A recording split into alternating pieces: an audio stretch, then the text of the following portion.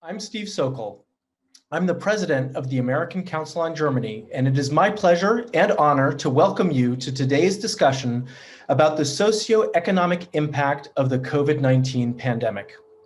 This virtual event was conceived of by the team at the Thomas Mann House and is being carried out together with the WZB Berlin Social Science Center and the American Council on Germany. There's no denying that the COVID-19 pandemic has exacerbated social cleavages as well as gender and racial disparities in Germany and the United States, and indeed around the world.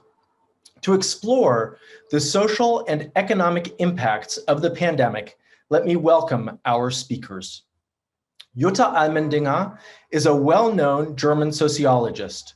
Her research interests focus on social inequality, the labor market, rising inequity in Europe, and educational reform in Germany. Since 2007, she has been the president of the Wissenschaftszentrum für Sozialforschung in Berlin, or the WZB. She's also a professor of sociology of education and labor market research at the Humboldt-Universität Berlin. In 2019, she was a fellow at the Thomas Mann House in Los Angeles. Richard Reeves is a senior fellow in economic studies at the Brookings Institution, where he holds the John C.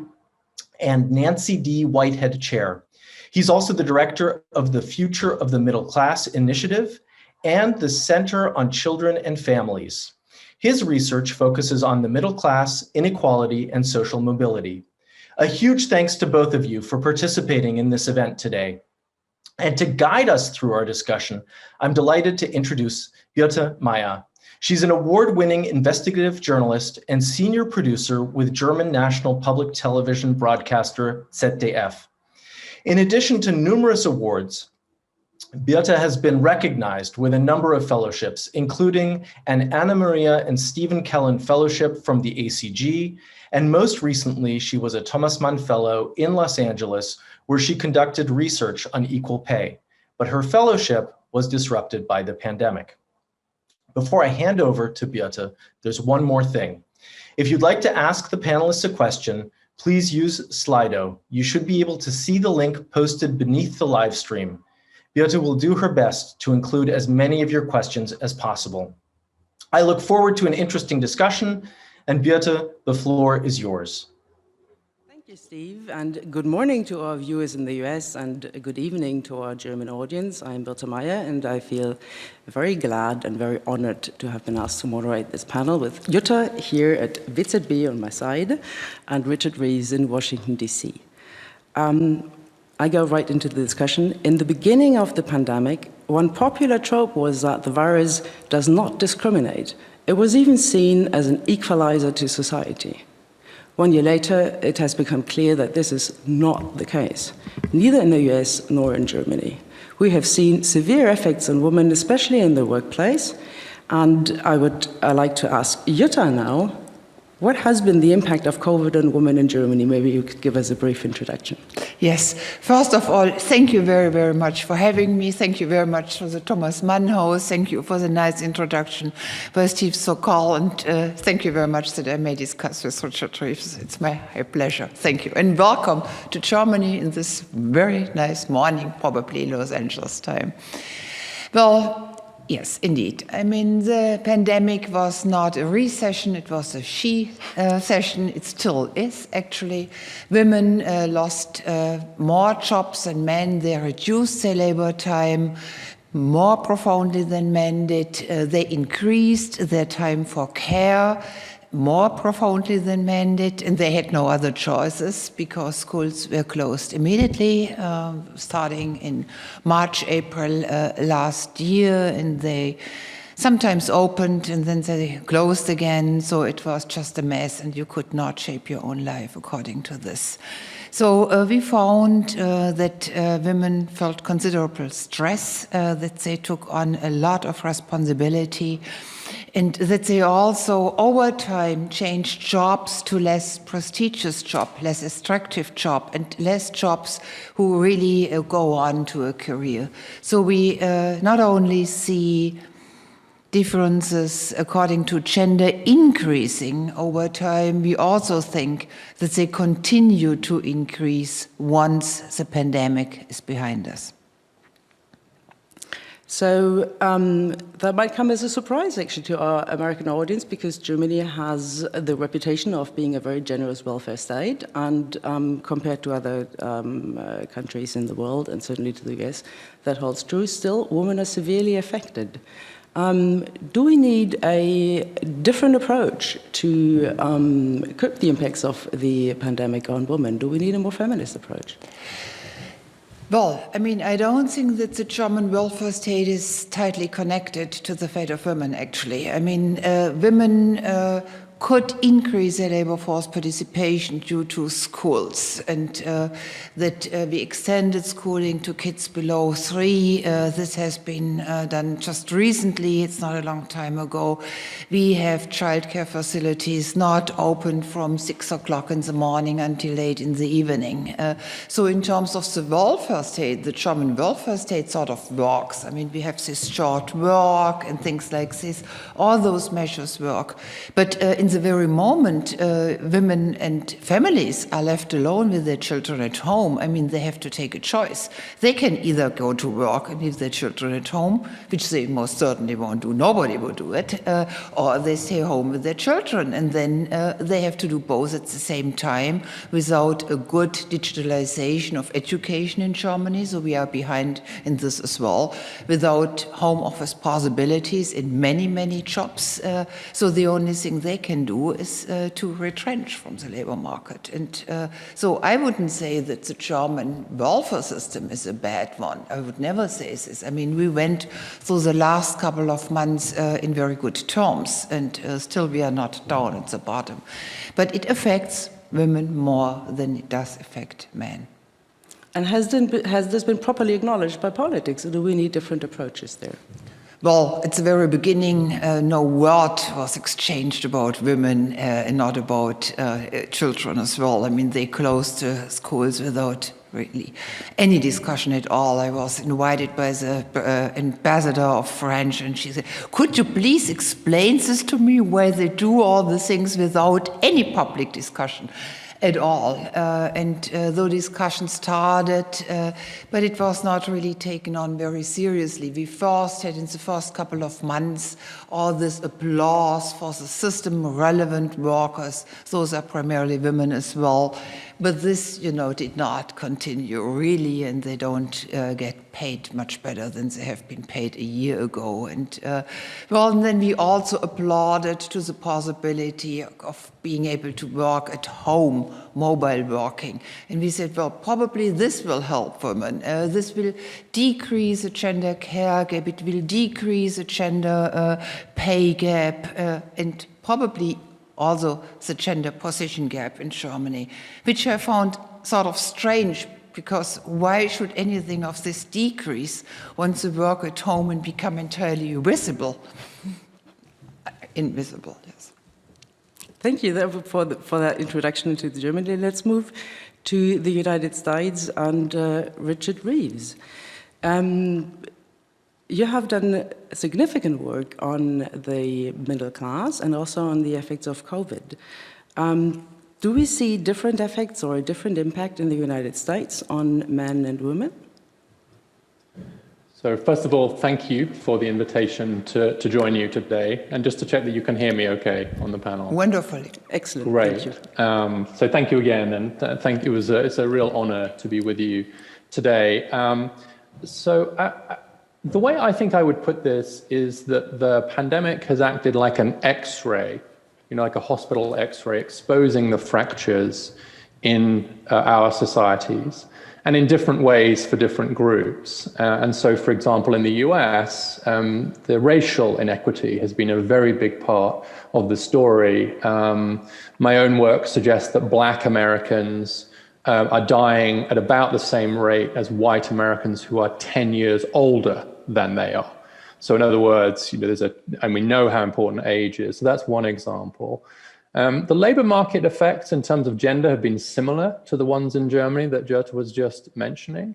We've seen a big drop in female employment, especially of mothers. I think that it's interesting. There's a couple of things I would point to. One is that the drop has really been among those with young children. And so for those with children 13 and older, not so much change. And in recent months, we've started to see the employment of fathers of young children start to decline as well, not as quickly as mothers, but as the pandemic has worn on, the gender gap has become a little bit more complicated. So there's initial shock that I think for the same reasons as in Germany, many mothers of young children were just giving up. I mean, they couldn't do it essentially. And so the question is, what will be the long run effects of that on labor force participation? And I think I honestly don't think we know yet. There's a pessimistic story, which is the derailment of women's careers and the reinstitution of traditional division of labor will have a lasting negative effect on women. There's a positive story that the way in which we work has changed sufficiently that we're working from home and more flexibly. 5 years from now, where will we be in terms of gender equality? I just don't know. And I think the other thing I would say, the only amendment I think I would make to the question of do we need a feminist approach to policy would be, I think we need a gender sensitive approach to policy. And maybe in the US, a race sensitive one. And the reason I say that is because it's quite clear that there's a big challenge around the labor market and women's participation. It's really exposed the tensions that working mothers really face. And I hope that shock will lead to much better policy. In the US, we don't even have a paid leave policy, right? And so we're starting from a very different place. But I do have to point out that there are other ways in which the pandemic has gone the other way. So, for example, a huge drop in educational enrollment for boys, young men, right? There's a huge gap. So 7 times as big a drop in college enrollment for young men as for young women. We also see much higher death rates for men than women. The life expectancy gap just grew in the US between men and women because men are so much more likely to die of COVID, and so on. And so what I think that means is that when it comes to health, to education, to the labor market, we have to look at in what's become the intersectional way, is the buzz phrase now, which is to look at the combination of race, gender, and I would lastly say social class. The truth is that those with money in the US have done okay, men and women in the pandemic. Those without money have not done well. And so the social class gap has been exposed in even starker terms, I think, than the gender gap. But those all interrelate. So my final point will be, I've just done some work on Black women raising their children alone in low-income jobs. Their kids' schools were most likely to close. They're doing jobs they can't do from home. They don't have a partner with whom they can share the care and the earning. And they don't have wealth accumulated so that they can just take a break from the labor market. And so there's a great example of an intersectional approach which looks at race and class and labor market and parental status.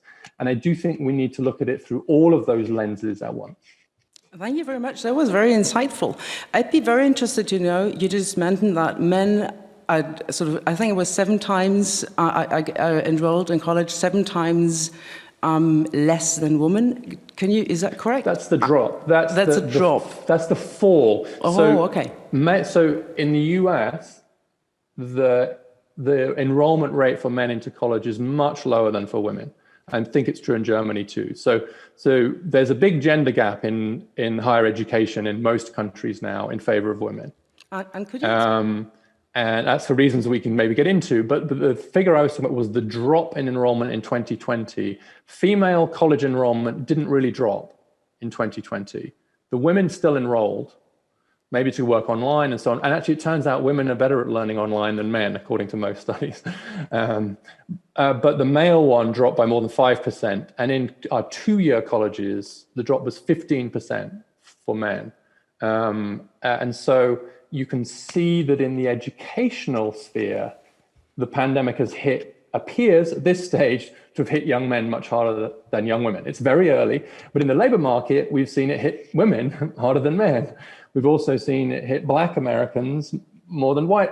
And so I think I'm just attempting to say that none of these binaries do all the work for us, right?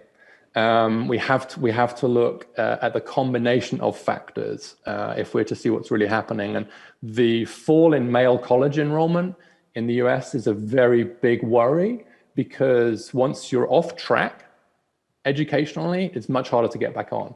And so 5 years from now, we may well see that I have a 19-year-old son, he is enrolling in college, fortunately.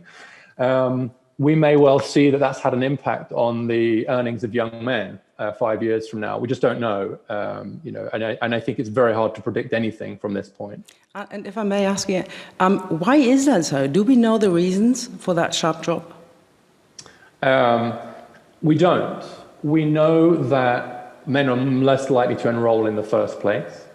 I suspect that it's because it may be that young men realize they're going to struggle in more of an online learning environment. They may have just learned that. So that may be very sensible to just say, it's not going to work for me online. Whereas for young women, they maybe think it will work. It's not because of the labor market. They're not going into paid work by and large, because there isn't much paid work for them. It could be that they're more comfortable with the idea of taking a break, being at home, being in touch with their friends on video games. We don't know. We just know that young men have opted out of college education much more aggressively than women have so far. And again, they may catch up, right? They may all enroll next year, all the ones who didn't enroll. But the history of education suggests that once people get off track, especially young men, it's a bit harder for them to get back on. So again, I don't know if that huge drop in male college enrollment is bad for the future. We just don't know yet. And I think some of the same has to be said about some of these short-term labor market effects. We just don't know where female labor force participation is going to be a year from now, let alone 5 years from now. We have reasons to worry about all of these things, but we also have reason to hope that it's an opportunity to really improve our policies. Jutta, I thank you. Richard, are you as optimistic that there's two sides to the story? Well, I have to be optimistic that things will change, but let me briefly comment on some of those remarks. Yes, we always also talk about X-rays and that it exaggerates its differences, which we have already seen before. And so we are saying in Germany that we didn't have a good head start in education, in particular for young men as well, but also for young girls living in poor, segregated areas with parents who do not speak German or who are not educated such that they can compensate for the non-digitalized schooling world which we have here. So yes, it's not this one factor, those are many factors. And you talked about lone mothers, and they are affected most. All figures show us. They are in the poor jobs, they work fewer work times. I mean, it's just a mess, and they are desperate. They're really desperate because they even can't give their children to their parents because this is not allowed and has not been allowed. And in Germany, things change very, very slowly. I mean, in this respect, the United States, it's much further ahead in getting vaccinated and things like this. So we also see, talking about heterogeneity, that of course there are families which are composed of two people, one being outside and having to do their work at a farm, at a factory or whatever. If this is a woman, and the man stays at home and can work at home, has mobile work, then the care relation changes considerably. Between the two lockdowns, when the man had the possibility to return to work, there was this fallback immediately. So they stopped, they decreased their care work, and they increased the labor force. So I do not think that this slight increase which we have and which we still see in the engagement of men for caring, for homework, also for caring for the elderly, will stay on given the time we passed this corona crisis. I, however, think that we will see huge costs in the career development of women. I lost many professional women of whom I was absolutely convinced that they will become the brilliant professors of the world. But during those 14 months, they decided, well, to go to more administrative work, to go to part-time. They could publish less than they could before, and I don't see any possibility that they're going to make this up. And the same happens to many career track positions in which women have been very, very motivated, very ambitious, and they also changed jobs. And I don't think that this will heal in a way. So yes, I'm agreeing that you can't make those long-term predictions, but in some areas of our professional life for women, I'm absolutely convinced that optimism is not at place. Now, turning to the school system, this, and we all know this, is very, very different in Germany. We have this vocational schooling, which is comparable to your community colleges. And here men are affected also more than women for different reasons. I mean, this has to do that employers in the moment do not hire as many men because they don't have the jobs. So this is a very, very, rocky career start in a way, but it most certainly is not the case that men are not applying. And in terms of higher college employment, non-vocational college enrollment, I think that we really do benefit that colleges, universities are free of charge, so that you do not have to pay, that you do not have to take on loans. And this is, referring to our welfare state, of course, something which is really helpful. Can I just say one thing? Absolutely, one thing? please. As fascinating, and I think what we're both talking about in different ways is what economists call scarring effects. Yes, indeed. You know, this is why I used the If term. I may interrupt briefly, could you explain to our audience, please? Yeah, so it's that a short-term wound, if you like, being derailed from the labor market has long-term effects. So it leaves a scar. So it's called scarring effects because, 20 years later, you can still see the scar. See, I have and we here do, one. we do, it doesn't. right. I do understand, but Yes. Well, I have one, but I'm not going to show you mine. And that's what we mean. So it's long-term effects from short-term shocks. Is what we mean. And you see it from educational derailment, and you see it from labor market derailment. And I think this interesting question, which is, have we lost some time? It was interesting, the studies of academics in the US found exactly the same, Jutta, as you said, which is during the pandemic, male academics were producing more papers. Female academics were producing less. And so, we then have to see what happens. Everything else equal, that will damage women's chances. I wonder whether there'll be a sort of post-pandemic attempt to recognize that. That's what I hope. I hope institutions will realize that. Some signs of that now in the US. Oh, yeah? So could you tell me, this is really interesting. I'm here in a position where I can change things. So if you have good suggestions, I immediately buy them. Well, I think it's just treat that as a gap year, so nothing counts in that year, basically, or re-weight people's citations, right? There's some evidence that men use paternity leave for that as well, which is a slightly different thing. The thing I was going to say is, I think on the family labor market front, which I've done quite a bit of work on, I think the hopes for a radical shift in the distribution of labor between mothers and fathers, which I have had for many, many decades and attempted to live myself, we keep waiting.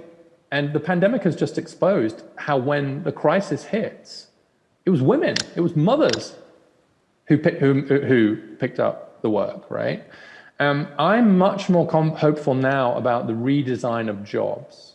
Claudia Goldin's work out of Harvard and so on shows the problem is if you have these jobs where there are critical years, like there's a few years where you get more papers published or more clients, whatever, that changes your trajectory. Of course. As opposed to occupations like pharmacy in the US, highly paid, highly skilled, where there's almost no gender gap in pay because it's much more linear. You know, you work the hours, there aren't these critical periods. So the way we design career paths, the way we design jobs, that seems to me to be where the real hope is for more gender equality. And maybe the pandemic will accelerate the redesign of jobs and the redesign of careers.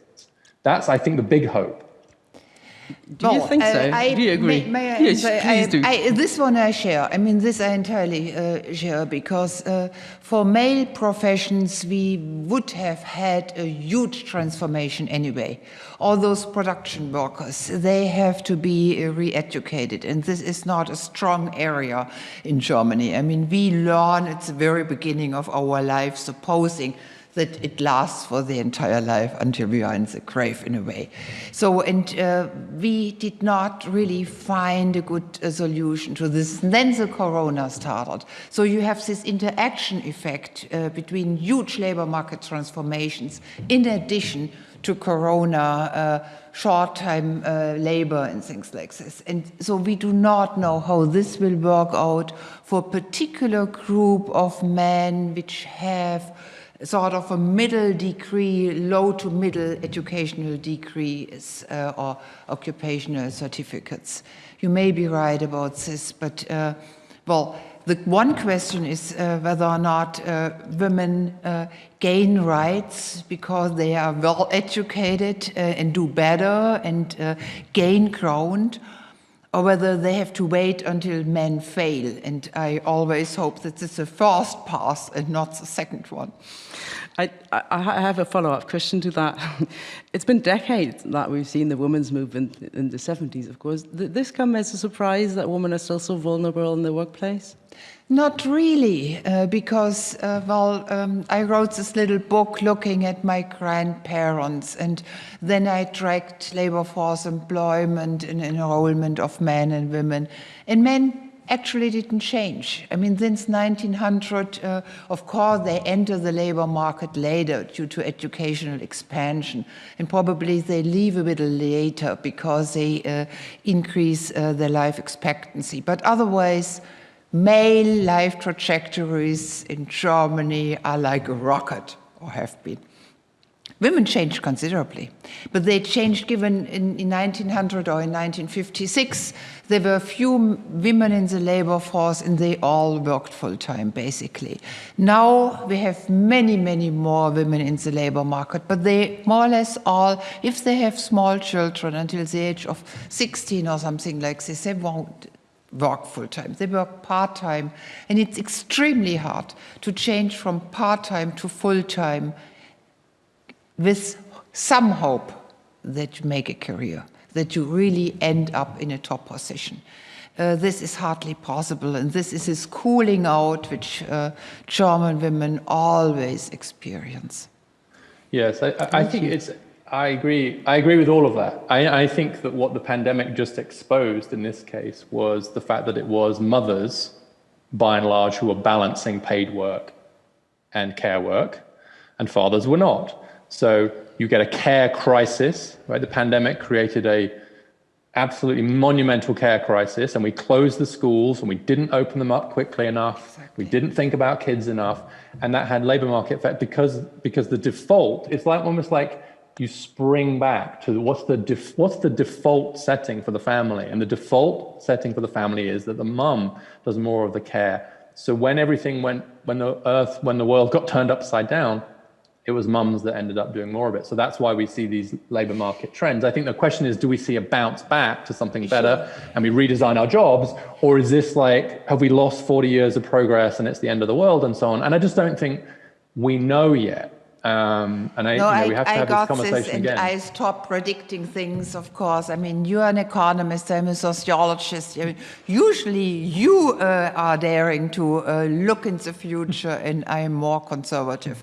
It's very difficult to predict the future, as someone said. You know, I mean, from my knowledge from the United States, I'm sort of a little bit surprised, at least because in the United States we have many more families in which women work more than men do, and that women earn more than men do, so that a household is really dependent on the female labor force participation. So I thought that the changes over time, over the pandemic, are not as strong as we have seen them in Germany.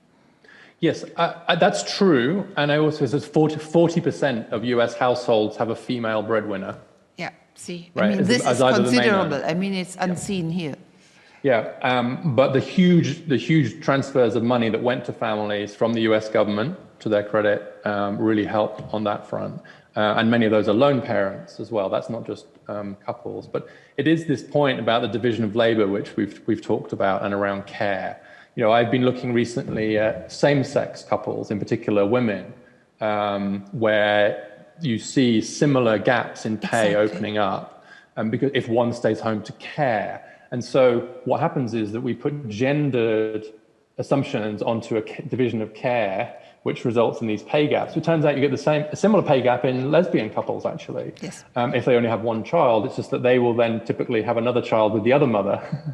Whereas with a heterosexual couple, it's always the mother having the kid, right? And so what this means is our care infrastructure is just 40 years out of date.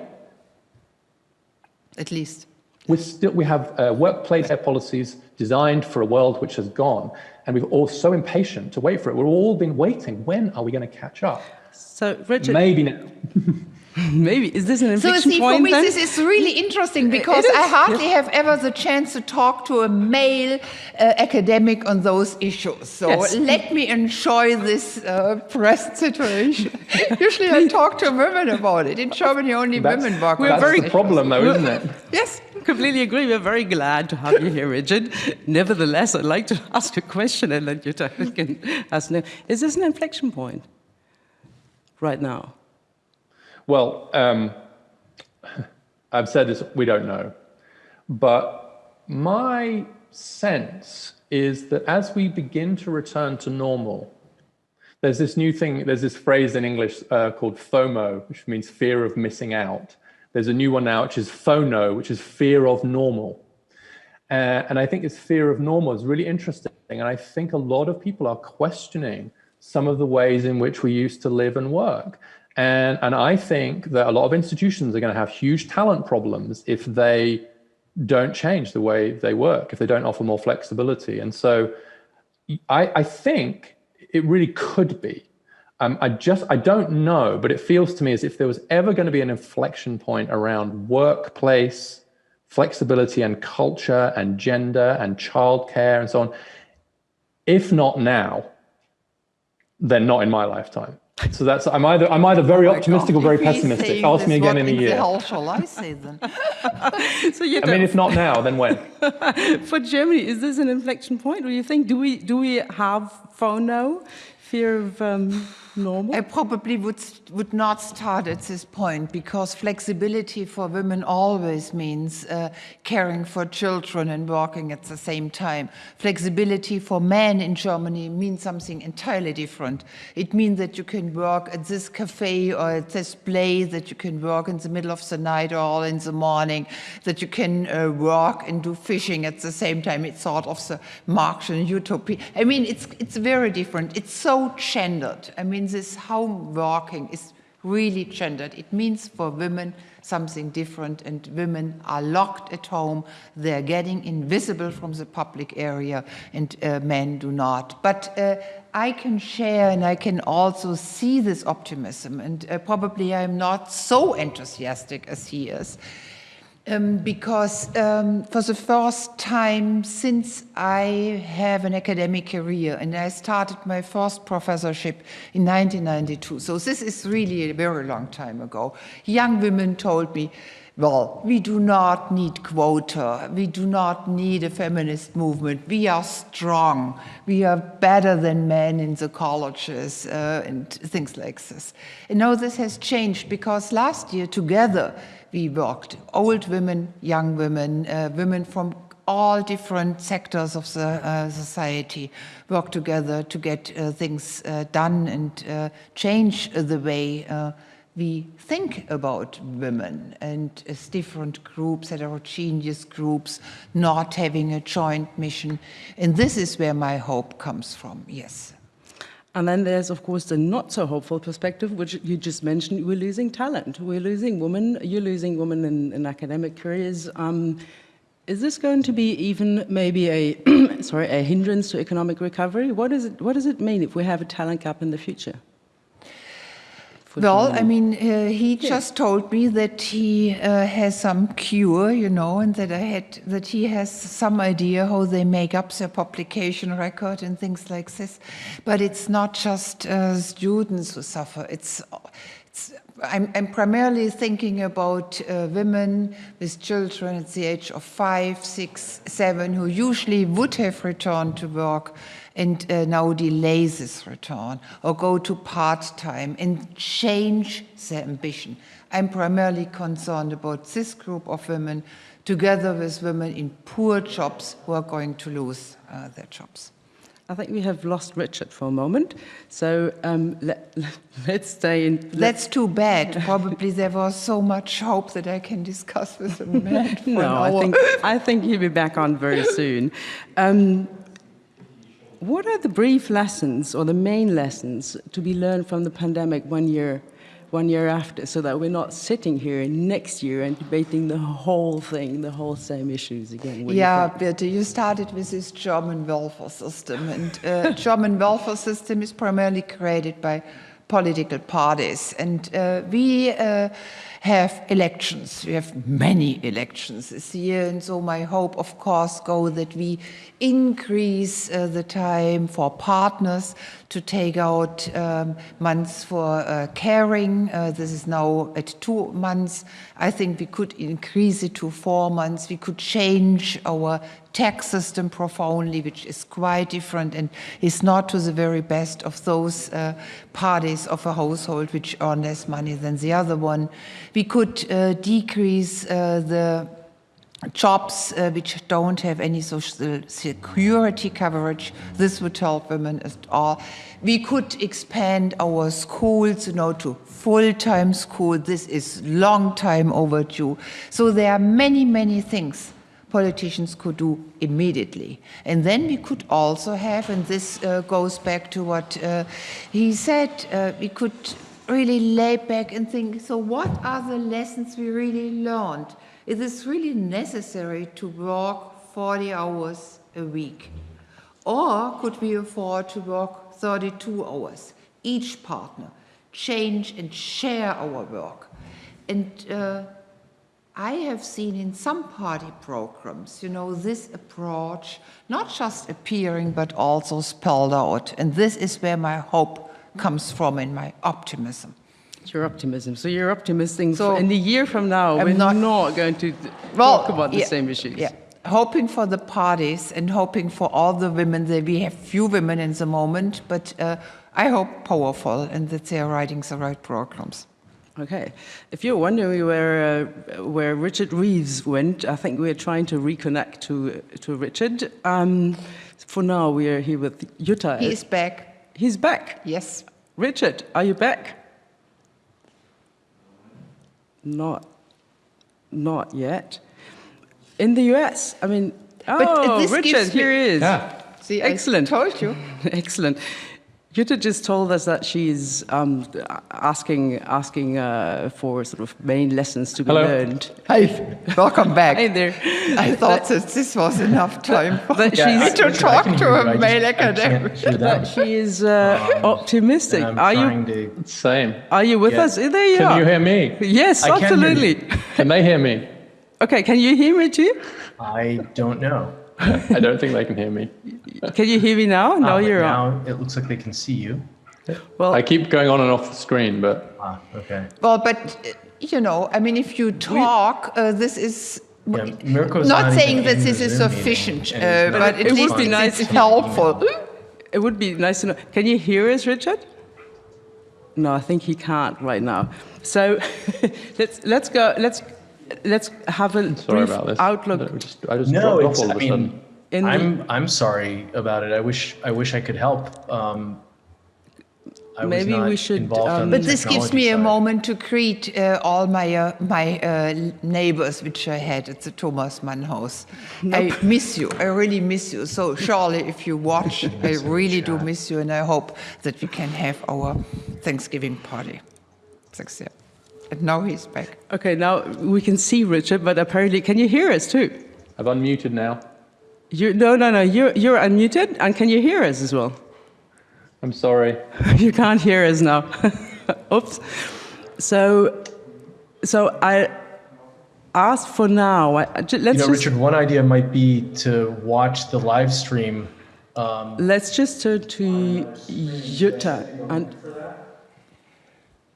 Frauen sind absolut stressresistent. Das schaffen Frauen wir schon. können multitasken. Maybe we could just have the speakers off for now while Stephen and Richard are talking to each other, so then we could continue the talk here.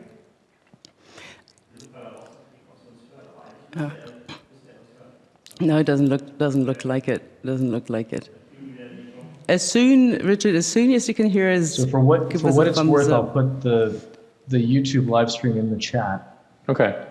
All right. Well, if I get on that, but they won't be able to hear me. That's the problem. No, but at least you can hear what they're saying if there's a way of Können wir then bringing you back. den Ton hier mal runternehmen? Yeah. So there's a question I wanted to ask Richard, but since Richard is not online right now, I'll ask the question to you. What do you think? Do you think that Kamala Harris as vice president, first woman, is going to make a difference in terms of feminist politics?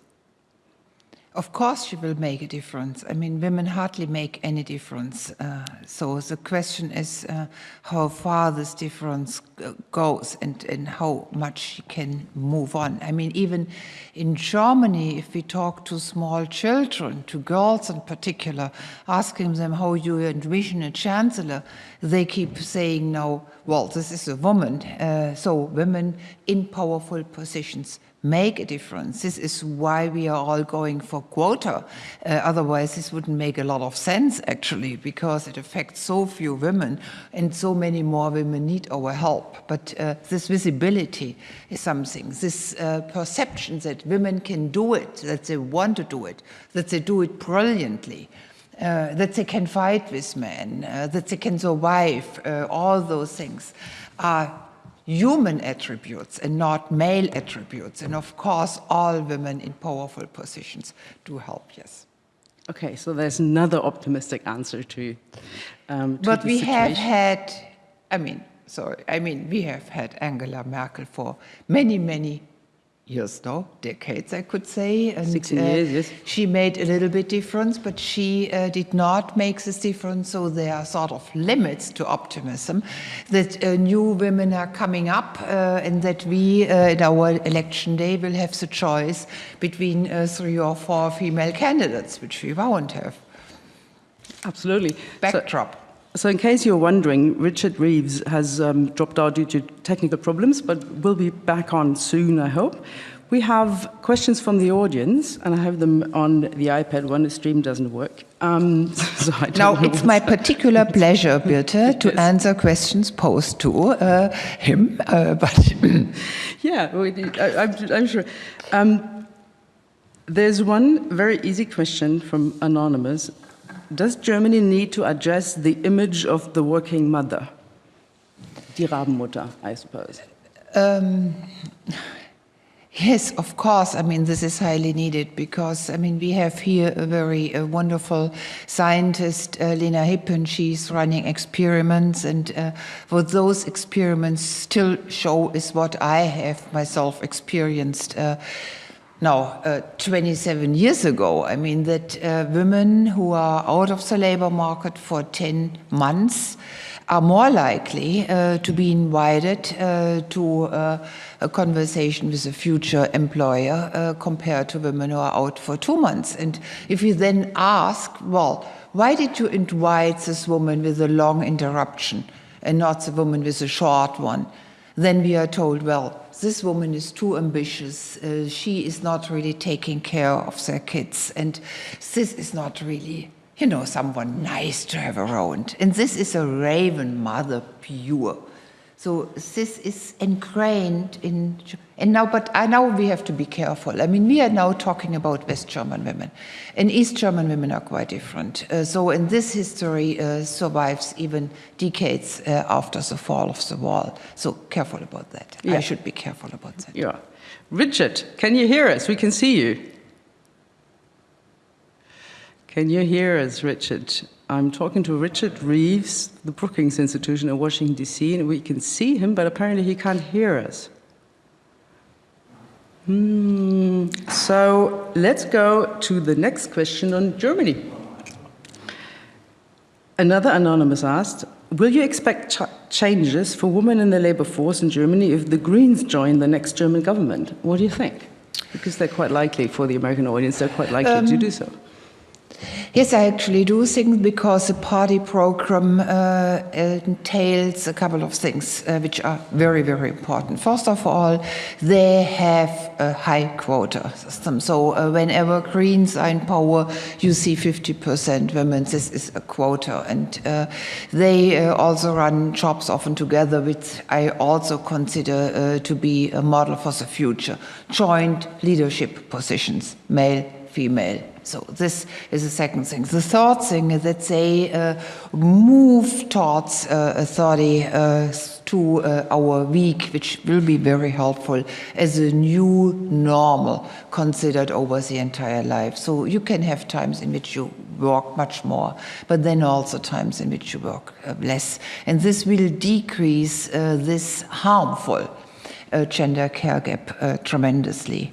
And then they have a couple of other measures. I do not know whether they will work as much, like decreasing the gender pay gap, but this is in Germany a question of discussion between the unions and the employers. And those power of parties is not really strong in this respect, but at least it's there. And I also hope that they will really go on and increase those partnership months in taking care of children. Another question to Richard. Can you hear us now? We can see you. I can hear you. Can you hear me? Absolutely. Welcome back. Very glad. I'm really sorry. I started watching the live stream, and I was starting to put my answers in the chat on YouTube. So I'm glad to be back. I'm not. Oh, now you can double check, what he has answered. No, but I heard everything. He's now back on, so please. No, he's an economist. He's running an experiment with us. So you have been with us, apparently, on YouTube. Thank you for following us and being creative and participating. Did you want to react or comment on what Jutta had said while we were solving the technical problem? I think particularly talking about what the cultural aspects of gender inequality is that I'm not an economist by background. I'm a philosopher, but I spend my time among economists, and I think this issue of bias and of norms around, professional norms in particular, remains a challenge. No question. I think that as we've gotten better, the more of the gaps we see are explained by things like the care gap, which we talked about earlier, than they are by these kind of norms. But it doesn't mean we still don't have quite a long way to go. And in particular, and I think you were talking about, Angela Merkel, but in the US, of course, it's still considered to be a huge deal to have a vice president that's a woman, first time ever. And so particularly around these leadership roles, so we still see these quite strong kind of gender norms. Equally, we see very strong gender norms against men in care roles and or against home. So I do think these norms are still continuing to do quite a lot of damage to the cause of equality. And I think more now in some ways than some of the kind of older, more straight, the easier kinds of discrimination, if you like. These kinds of, quote, soft forms of discrimination are in some ways more pernicious because they're harder to dislodge. Thank you. So the question I wanted to ask you before, but you were out, unfortunately, is do you think that Kamala Harris is going to make a difference as vice president? Because clearly there's a lot of hope as a woman with regards to feminist politics, also regarding the impact of COVID on women. Yes, I have actually done some work using the World Economic Forum Gender Equality Index, which shows how far the US is behind other countries in terms of political equality. It does better on some other dimensions of gender equality, but very badly in terms of politics. And I compared the US to Canada and Mexico in particular. Mexico is way better than the US, partly because they introduced quotas for parliament, which I support. But the big factor in that index is, have you had a female head of state? And of course, the US scores 0. By comparison to the UK, where I grew up. I grew up under Margaret Thatcher as Prime Minister, and of course we have a Queen, and Angela Merkel. And so for me, and honestly, I think the election of Kamala Harris is carrying way too much weight. This is just, it was embarrassing before. It's less embarrassing now. But I think to ask her to single-handedly, not only as a woman of color, but as a woman, to transform American politics is part of the problem that we have. As soon as a woman is in a leadership position, she's expected to kind of solve all these problems, and that just can't be the case. Kamala Harris she should have been given a bigger role in the stimulus bill. That's the big question right now, which is, what role is she being given? And the danger is that right now she isn't being given a clear enough role. So it will depend on how she works and how President Biden works with her. There's growing concern in the US that she hasn't got a clear enough role. And that's always a problem for a vice president, but that's going to be a huge problem if she doesn't. So it's great that she's there, but unless she gets a substantive role, then I think the attacks will start to mount that it was just for, it was for show rather than for substance. Thank you.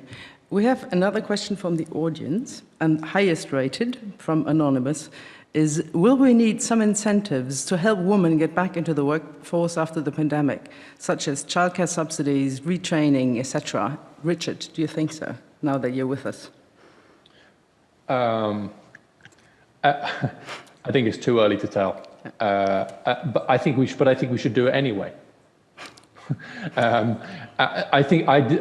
The question is framed in a way, say, should we be doing more to support childcare and so on in order to, well, we should just do it anyway, because we know that was a barrier to women being able to be in paid work before the pandemic. So if the pandemic helps to make the political argument and the economic argument for not losing all this female talent, great. I don't know as a matter of policy whether or not we will need that, particularly, but we should have it. Even if you can't justify it from the pandemic perspective. But I will say again, I think that the truth is that what we want are policies for around care which help mothers and fathers, and which cease to see childcare policies as policies that are only for women. We've got to stop seeing these as women's policies and women's problems. That's part of the problem we're trying to solve. I'm not saying that they are not. I'm just saying that if we keep framing it that way, then we contribute to the problem. Thank you. Did you want to comment, or do you want to? Yes, I also have an answer to this question. I would proceed differently, but the goal would be the same, and I would extend vouchers to men if they continue to stay at home for a couple of hours per day, and this also then would equalize the time men and women spend at home with their children, with their parents, doing homework, and this should be, the goal of all efforts. Excellent. Subsidizing men for not working. This comes to we do this with this yes. Short-term work anyway, so we could simply continue it, and we have some money, and it will pay off. I agree. There's another question pointing to that direction, which is also anonymous, unfortunately. What is the role men should play in changing this situation? Who wants to start? Oh, they should dare to do what they want to do. I mean, whenever we have huge surveys, those young men tell us they want to have, partnership of equal footing.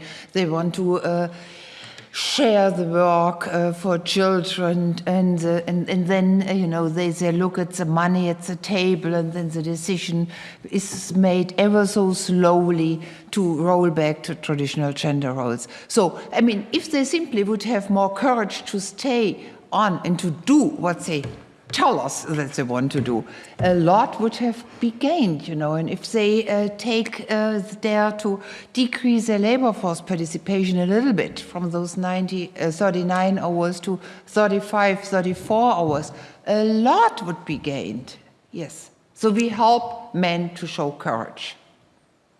Very good. Richard, what do you think? Do you agree? Yes, I agree. I think the thing I would underline is to be fathers and to take fatherhood very seriously as a role in and of itself, independent of the role of husband. So we often will say husband and father, take care of my family, right? Like it's a single package deal, but actually being a father directly, direct relationship with the kids is we have good evidence that that's good in itself, but it will change the way we think about the division of labor. And I think will help a lot of women and men to recalibrate their way they do family life. And I think that's very important because the role of male breadwinner is, quite rightly, going out of fashion, maybe too slowly, but so in terms of male identity, there's something of a crisis now, which I think is driving a lot of these other trends that we see in politics and economics and education, which is what's male identity now? And if we don't reinvent male identity in a positive way, then I think that we're going to struggle. And one of the positive ways to reinvent male identity is really around this role of fatherhood. Fathers are as important as mothers. Fatherhood matters even if you're not with the mother. That's a foundation upon which to. But I think going to men and saying you should give all this stuff up. It's women's turn now. You should be a feminist. No. This won't work. It won't work. No, of course not. All right. No. It has to be a positive offer, and the positive offer is be fathers. And actually, men are spending more time with their children in the pandemic, just not as much as women are. Exactly. And so maybe again, there's hope. Yeah. Okay, and Jutta recommended, the question of course is what works. Jutta recommended subsidizing men for not working, but of course it will work. I mean, if you have political... For men not working and taking care of their fatherhood responsibilities, for example. Do you have any more suggestions how politics could actually help men reinvent male identities? Well, first of all, I think there's two things. One, I love the radicalism of the idea. I'd love to learn more about that. I have actually become in favor of leave for fathers, that if you don't take it, use it or lose it is how they're described, right? I didn't used to be in favor of that. I used to say, just leave it to the parents to decide. But I've now come to the view that we need more aggressive policy to persuade fathers, and the evidence is they work, that fathers are more engaged, and the evidence better than I do. This, I think, builds on that idea. This kind of you've gone further, and I think said vouchers. But I do also think it's quite important that we don't age limit those benefits, right? Because I've come to believe that adolescence is a very important period in child development, and that actually, so it's one thing how you do your family life when your children are 1 year old, and how you're doing your family life when your children are 11 years old and 15-year-olds do not have to be the same thing. And I think we could really pursue a bigger role for fathers, not only at the beginning, but also in adolescence, when I think fathers, I've raised 3 kids, and I can tell you, it takes more than 5 years, right? It's a long business, so we need more. And then the second thing, right? Politicians can, and my wife and I did take it in turns, right? But it takes a long time. Also, politicians. Do they take full paternity leave? How much time do male politicians take off when they have children, right? And unless we see more of an example being set, then I think it's hard for other people to follow. Yeah. Let me add a small point to this. So in Germany, that we have those 2 months which, are gone if the father doesn't take them. The problem is that, positive, we want to be positive this morning, is that more and more men really use this measure. So they are now on average taking 3 months off. But 92% of all men take those 3 months off together with the women. So they wait until the kid is 11 months old, and then the 2 of them travel around the world and write nice postcards, which is perfect for them, but it does not mean the same for the children, and he does not give the responsibility to the father and show them that they are able, all by themselves, to raise this kid. So we have to do something about that. That's fascinating. So you're saying they should not be able to take it at the same time because it doesn't. Exactly. Yeah. This is why I'm usually saying raise it to 4 months. Then the chance is lower that they do it at the same time, and then this goes into male identity probably more likely than otherwise. Fascinating. Okay, before I go back to questions from the audience, Richard, the other question I asked Jutta while you were away is, if we don't want to sit here 1 year from now and talking about the same issues that we're talking today, what are the main lessons to be learned from this pandemic with regard to impact on women? Well, from a policy perspective, I think the two big things are the designing educational systems to align with labor markets, so that the school day is an issue. Around kind of working day. And I think that they both should be more flexible in the positive sense. But I just think, again, the issue of, we have recognized how important school is as a form of childcare. All right. And so I think we need to build on that and have extended school days, more after school time, etc., to make it easier for parents to work. And then on the labor market side, obviously, I want paid leave in the US. I want more generous paternity leave as well as maternity leave. But I also think it's really incumbent on institutions. I think that this moment of potential redesign to make for a trajectory that allows people to take 2 or 3 years out, as I did, right, and it not to derail their entire career, especially if they're in their 30s, which is very often when this happens, but that you can kind of catch up, right? There's a difference between being derailed onto a different track and just taking a bit of time out and getting back onto the same track, right? You might lose 3 years of earnings, but you haven't lost 7 years of earnings because you took 3 years out, right? And I think that's the key, is to try and get our labor market institutions redesigned. Those would be the directions I would push in. Well, I'm with him.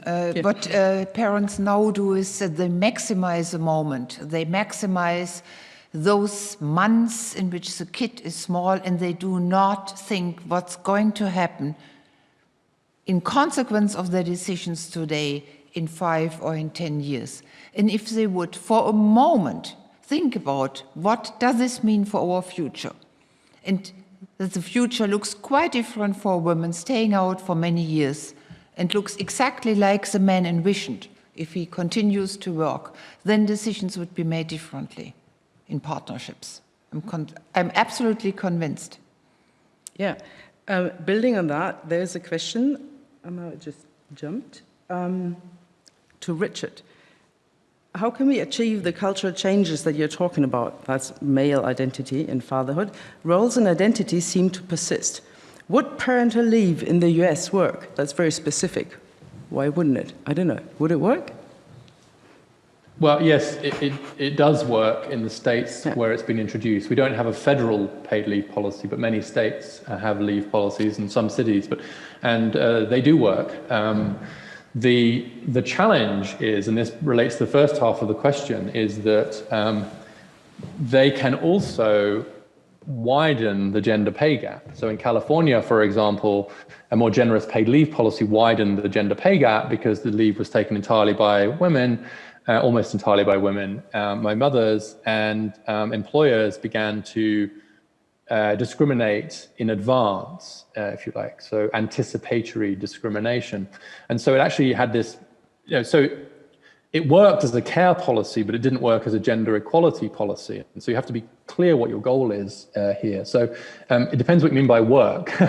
And I think the only way to make leave policy work for gender equality is to have more paternity leave, more use it or lose it, to focus more of it on men. But that's very controversial because a lot of women would argue that the men are going to waste it. And so we should be focusing the attention on women. But I think in the long run, the only way to change those norms is by pushing policy towards more paternity leave and so on. So that's how it will work for gender equality, even if it works for care. So it's one of these areas where you have to be really clear what the goal of the policy is. before you can determine whether or not it's been successful. So anyway. I strongly underline this. Yes. I mean, right now, as I said before, we celebrate this home office. So if the goal of home office is that you increase the flexibility, then of course it's wonderful, then go in this direction. But don't tell us that this will decrease gender inequality. It won't. And if you introduce paid parental leave, and employers then know that women will interrupt, and even if a woman does not want to have children or can't have children, she will be treated as if she will have 2 or 3 kids, will interrupt and be this unreliable workforce. And this is the statistical discrimination he was talking about, which we have, up and on, in particular because men are not taking this leave for longer than those 3 months and together as women. Those are the reliable worker. I trust them. I invest in them. I give them further education. But women are not reliable. Okay. They can step out at any moment, at least until they are 40. And otherwise, then they are too old for a career. We are coming to an end of a very, very lively debate. And now that you're with us, Richard, I'd like to ask you, is there one thing that you take out of that last hour that you really enjoyed or you really wanted to comment on that Jutta said? Well, a very specific thing is this idea of vouchers, the economic, changing the economic incentives for men to do work in the home. I think that's a very challenging idea and goes further than the one that I've talked about before. I suppose for me, I'm still in this I don't know stage, right? And I'm aware that I might be being too optimistic about some of the changes that we might see. But I also, my fear is fatalism. My fear is that we don't seize the opportunity. I think that there is everything to play for right now. We don't know yet what the impact is going to be on racial equality, educational equality, labor market. We just don't know. And a lot depends on what we do now. And so I think we have a historic opportunity to take what has been an equity disaster and turn it into an equity triumph. But it will require us to recognize that's possible. And I'm a bit worried about some of it feels like, some of what I read and hear is we've lost 40 years of feminist progress. It's going to be a disaster for women. It's a very negative message. And it may be true, but it seems to me that it's not true yet. And maybe we can change it. Jutta, what do you think about that? One last brief message. Well, first of all, I would agree saying, and also in this book, I very much closed with a positive ending saying, we know how to do it, we just have to do it. I mean, and this is a very comfortable position because we know in the direction which we have to go. And if you ask me what I have learned, the first thing which I will look up is university enrollment by gender, because I was not aware of this and I'm not sure whether this happened undercover in Germany as well. That was new to me. So thank you for that. Thank you, Jutta. So this was a very, very brief, very lively and insightful discussion, I think. Thank you both. Thank you, Jutta Allmendinger. Thank you for your moderation. Yeah, thank you. Thank you. Thank you, and apologies for the technical side. I think it was on both sides, actually. It's one of the impacts of the pandemic that we're dealing with those Wi-Fi issues every now and then. Thank you, Richard, for being with us and coming back to us. And thank you to Villa Aurora and Thomas Mann House Verein for coming up with the idea and enabling us to do so, for WZB, Berlin Social Science Center, for inviting us over here, for the American Council on Germany, for also inviting us, and also thank you to you for spending the last hour or so with us and with Jutta and Richard. And thank you for sharing your insights and writing all those wonderful comments to us. So thank you. Thank you. And probably together we will change it to a better. Yes. Hopefully next time we can do this in person. But yes. Let's be optimistic about the whole issue. On other socio-economic you do Germany, I'll do America, okay? Yeah, well, at least I'm optimistic. We won't be sitting here in a year from now and talking about the same issues, so that's good. Thanks. Very good. Bye-bye. Bye-bye. Bye. Bye-bye.